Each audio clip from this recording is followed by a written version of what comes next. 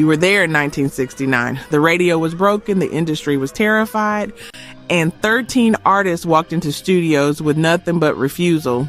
Nothing he's got, he really needs 20%. A lawyer in New York was about to sue Atlantic Records for $200,000 over 5 minutes of tape.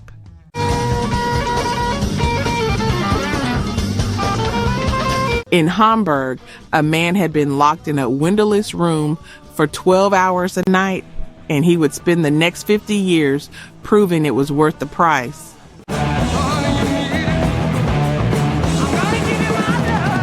This is what happens when people decide the wall is not a wall. It's just the next thing to break.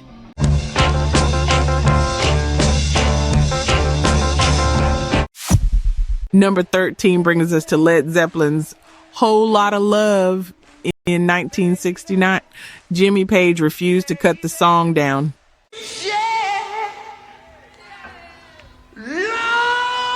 Atlantic Records wanted 3 minutes for radio. They wanted Safe. Page wanted 5 minutes and 33 seconds of raw sound, and he fought them hard enough that the label faced a lawsuit and a radio ban.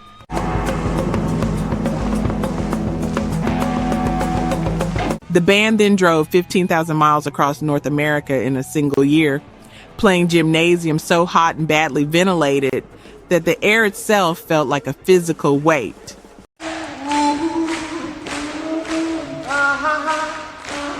On August 29, 1969, at A&R Studios, something broke in the wiring. A ghost vocal track leaked through the console, a mistake that could have ended the session. Woman, you need... Page heard it and refused to fix it.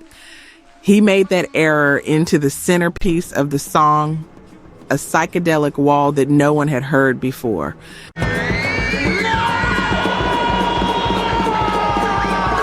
The single hit number 4 on the Billboard chart in 1970, and the British music industry watched in humiliation as American fans imported thousands of copies at high prices just to hear what their own country would not release. Baby, baby. 55 years later, that backward echo technique is still the gold standard for how heavy rock gets made. At position 12, the Rolling Stones owned Honky Tonk Women in 1969. Between 1963 and 1966, they played 300 shows a year.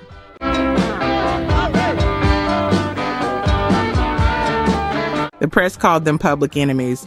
A drug bust at Redlands in 1967 nearly sent them to prison.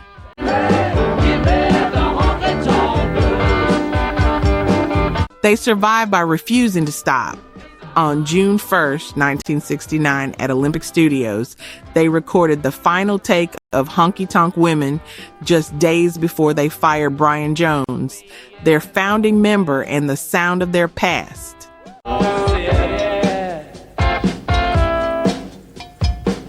That session was a gamble.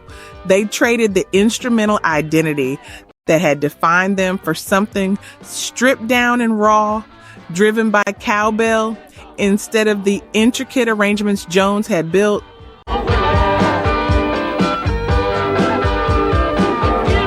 The song hit number 1 on both the Billboard Hot 100 and the UK singles charts.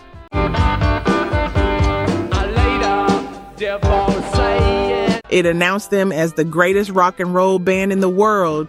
That sound, raw, imperfect, human, still echoes in how the Black Keys make records today.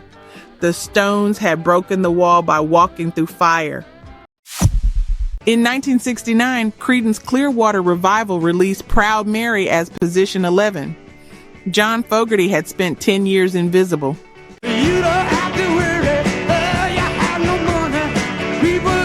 In 1959, he signed to Fantasy Records as a member of the Gollywogs and was forced to wear white gloves and sing bubblegum rock while working as a shipping clerk for $80 a week. If you come down to the river, 10 years of that. On June 16, 1968, the day after his honorable discharge from the Army Reserve, Fogerty sat in a shack in El Chorrito with a Rickenbacker 325 and a notebook.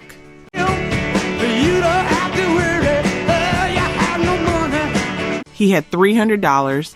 He gambled it all on a self-produced session at RCA Studios, obsessively refining the chugling rhythm until it was the only sound that mattered.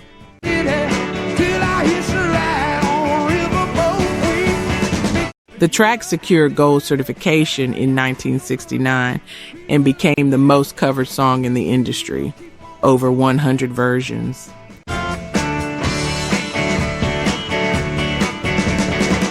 But victory came with a scar. Fogerty spent 30 years in a legal war, sued for sounding like himself.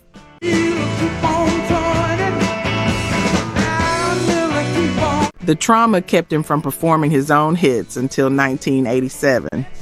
Success and punishment arrived on the same day. Number 10 is the Beatles' Come Together in 1969. Between 1960 and 1962, they lived in a windowless storeroom behind a cinema screen in Hamburg, Germany.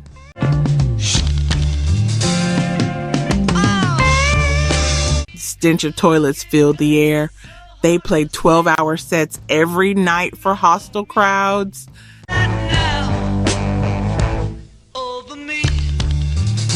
They took preludin pills to stay awake. 800 hours of stage time.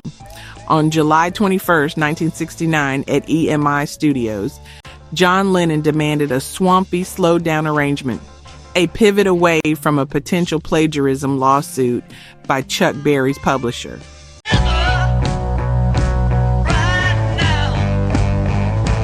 He risked fracturing a band that was already breaking apart. He transformed a campaign jingle into something heavy and strange, a blues song that sounded like it came from underwater.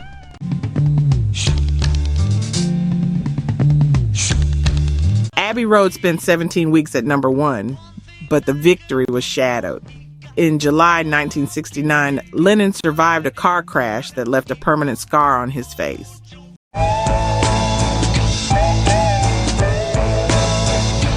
He brought a bed into the studio so Yoko Ono could recover nearby. That isolation, that physical wound, lives in the song's jagged bass line. Arctic Monkeys heard it and learned how to make loneliness sound like art. At position 9, The Who owned Pinball Wizard in 1969. Between 1966 and 1969, the band owed £50,000, roughly £1 million today.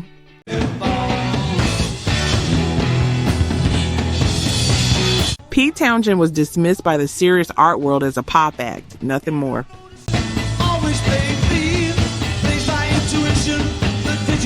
The band toured constantly across the U.S., playing at high volume just to stay financially alive.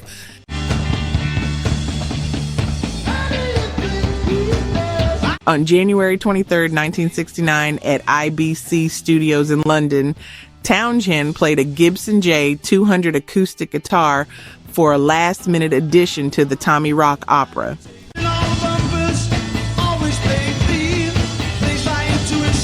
The session was driven by fear. The rock opera was too strange, too esoteric.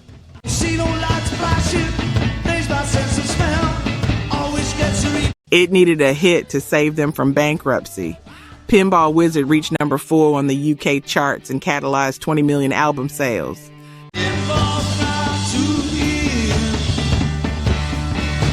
But the cost was physical. Townshend's hearing was permanently damaged, permanent tinnitus from years of high decibel performance.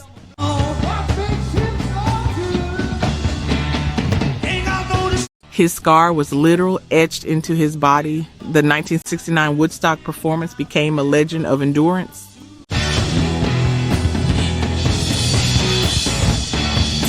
Every modern arena rock show echoes that same high-stakes theatricality born from the need to survive. In 1969, Sly and the Family Stone reached position 8 with Everyday People. Sylvester Stewart had cycled through 4 different labels between 1964 and 1966, Autumn, Lodestone, Tower Parkway.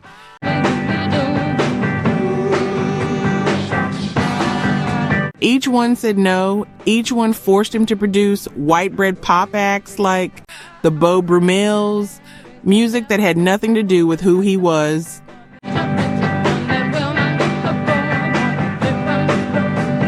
That confinement fueled him. In 1967, he formed the Family Stone as a racially and gender-integrated group, a deliberate shattering of the industry's segregated hiring norms.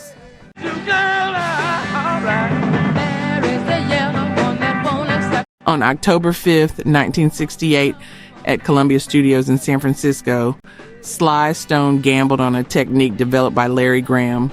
Slap bass, invented out of necessity when a drummer didn't show up.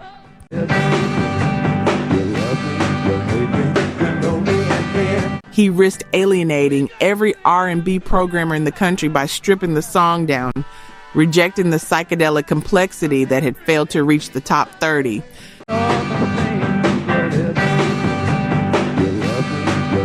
The song ascended to number 1 on the Billboard Hot 100 in 1969 and stayed there for 4 consecutive weeks.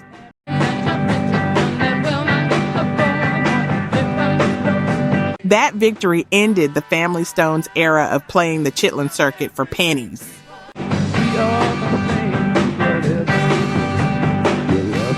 But triumph came with a new wound. In 1970, the Black Panther Party issued ultimatums demanding Sly fire his white bandmates.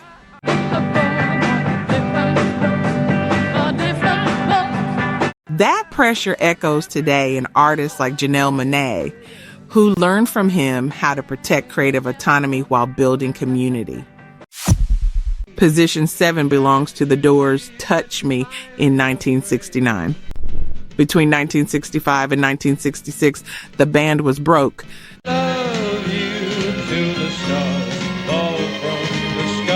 They survived on 50-cent bags of peanuts. Columbia Records let their contract expire without recording a single track.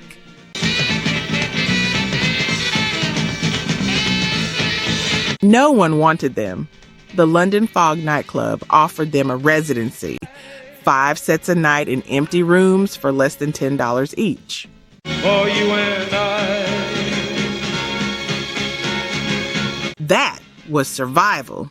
On November 12th, 1968, at Elektra Sound Recorders, producer Paul Rothchild made a gamble.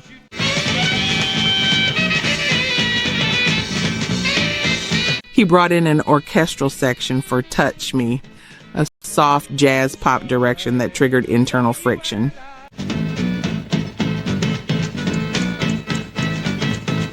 Robbie Krieger had to defend the arrangement against Jim Morrison's resistance and the fear that they were betraying everything the underground stood for. What was that promise that you made? The single achieved gold status by February 1969. But days after its release, Morrison was arrested in Miami. For you and I. The band was blacklisted from 21 cities. That scar of arrest and censorship became part of the song's DNA. I'm gonna love you. Today, Touch Me has sold 1.5 million digital units. The song proved that refusal to fit into genre boundaries creates a resilience that modern artists like Lana Del Rey still study and replicate. At number 6, Shocking Blue released Venus in 1969. Robbie Van Leeuwen had endured the commercial failure of 2 psych rock albums.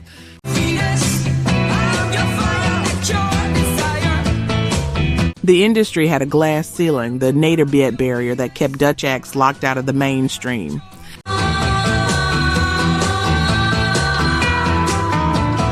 Van Leeuwen made a high-stakes demand of Mariska Veras, abandoned her soft jazz roots and attacked the song with a gritty, masculine vocal power.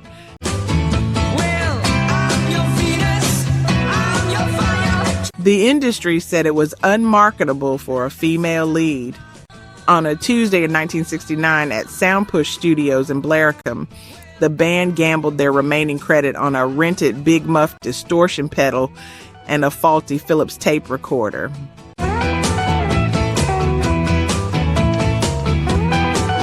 Van Leeuwen's perfectionism drove the session. He forced dozens of takes using sheer sonic aggression to mask the thin, low-budget equipment.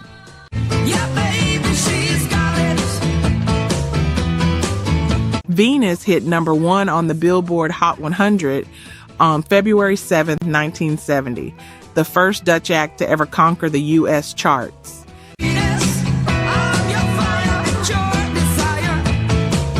But victory came with a lawsuit, a $50,000 plagiarism claim over the banjo song landed on them like a stone.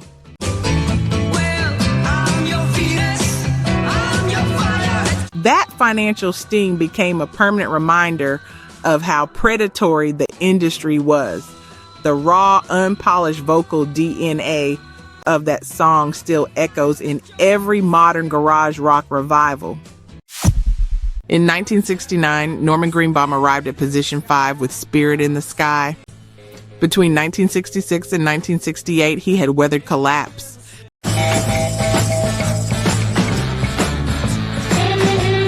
Dr. West's Medicine Show and Junk Band fell apart. Solo singles on Reprise failed.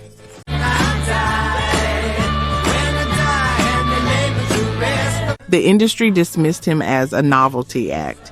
He lived in near poverty on a goat farm in Petaluma, California.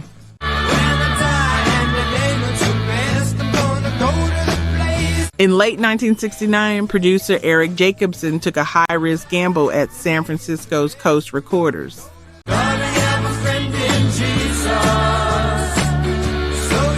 Greenbaum used a custom-built fuzz box integrated into a 1960s Fender Telecaster to achieve a jagged, distorted tone.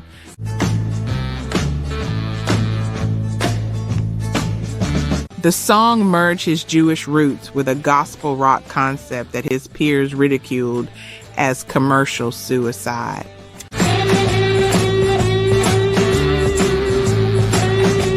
Two million units sold in 1970. The track hit number 1 on the UK charts and stayed there across 3 different decades.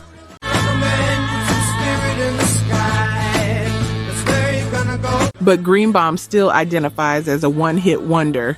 That scar of industry brevity is real.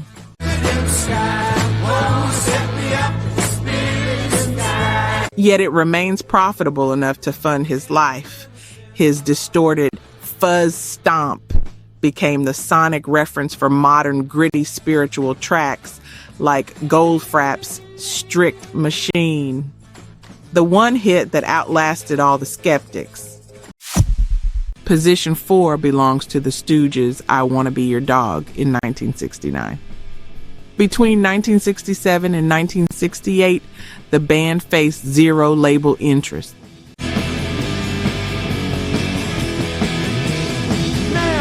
They lived in the Fun House, a communal ruin. The food allowance was $5 a week.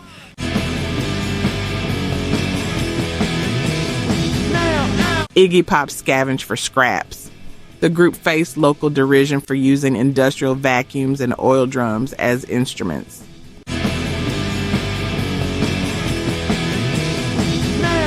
On June 18th, 1969, at Elektra Sound Recorders, John Cale gambled on a one-take capture of the song's 3-chord drone.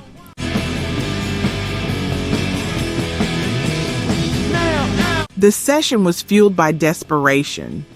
They had written only 5 original songs. They risked their entire $5,000 advance on a raw, amateurish sonic wall that the industry considered unmarketable.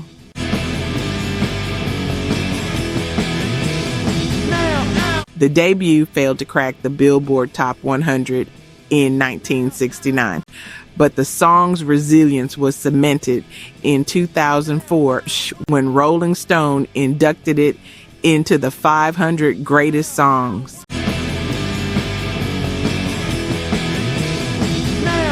The victory is validated by a physical scar, Iggy Pop's permanent chest abrasions from stage diving, a tradition of violent audience confrontation that modern acts like Idol cite as the essential DNA of live performance. The wound proved the commitment was real. At number 3, Santana released Evil Ways in 1969. Between 1966 and 1969, Carlos Santana endured financial insolvency.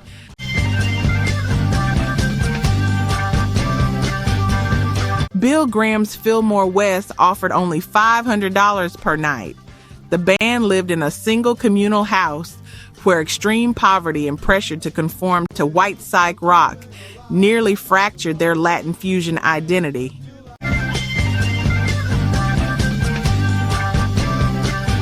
On May 19, 1969, at Pacific High Recording in San Francisco, the band gambled their entire reputation on a Willy Bobo cover.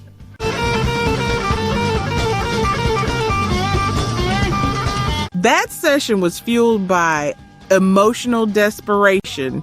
They knew their debut album was their only leverage against being relegated to a local club band novelty.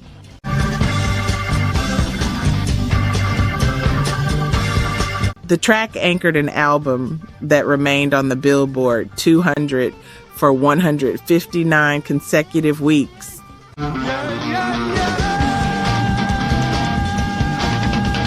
That triumph validated the scar of their 1969 Woodstock performance, where Carlos played through a drug-induced hallucination that his guitar was a snake.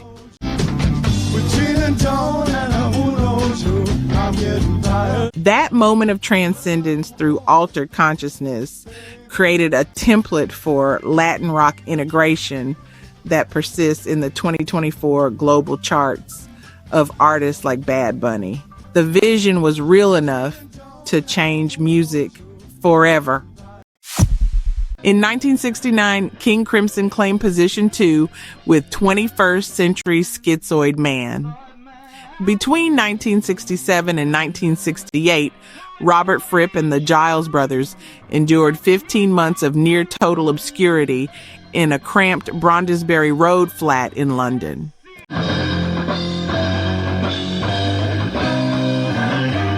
Their albums sold fewer than 600 copies. The industry viewed them as a decorative novelty.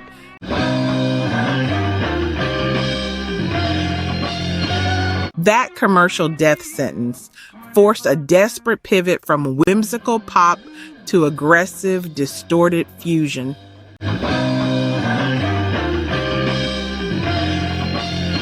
On July 5th, 1969, King Crimson performed at Hyde Park for an estimated 500,000 people.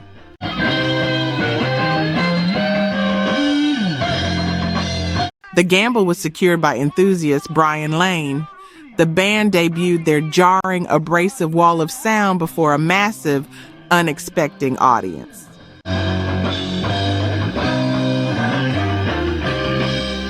The emotional tension of that make-or-break set transformed them from penniless rehearsals to the most feared live act in London overnight.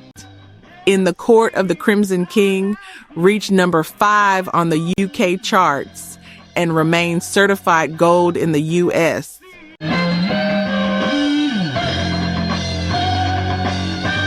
But the human cost was immediate.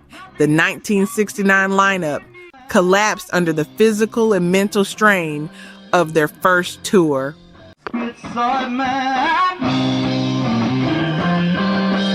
That legacy of uncompromising grit persists in the DNA of Tool's polyrhythmic precision and in Kanye West's sample of Schizoid Man on Power.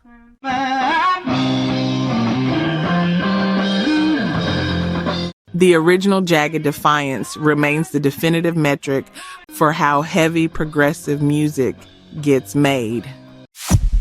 Number 1 is David Bowie's Space Oddity in 1969.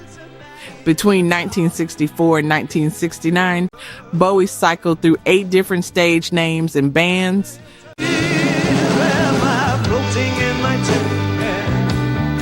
He released 11 failed singles and 1 ignored debut LP. The metric of rejection was absolute.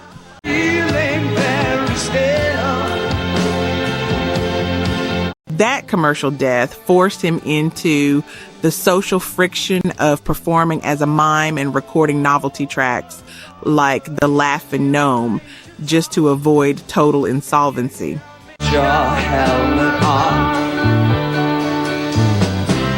On June 20th, 1969, at Trident Studios, producer Gus Dudgeon took the gamble. Tony Visconti had dismissed the song as a cheap gimmick.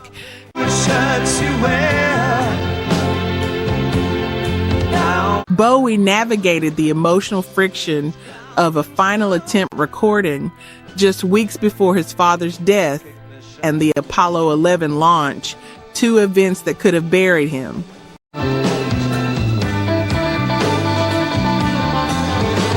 The track achieved 5 times platinum status.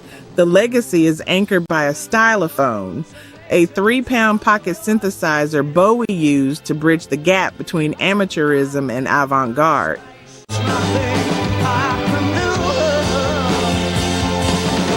That technical defiance created a scar that echoes in the work of modern artists like St. Vincent, who learned from him that experimental identity is worth more than commercial safety. One synthesizer and a refusal to surrender.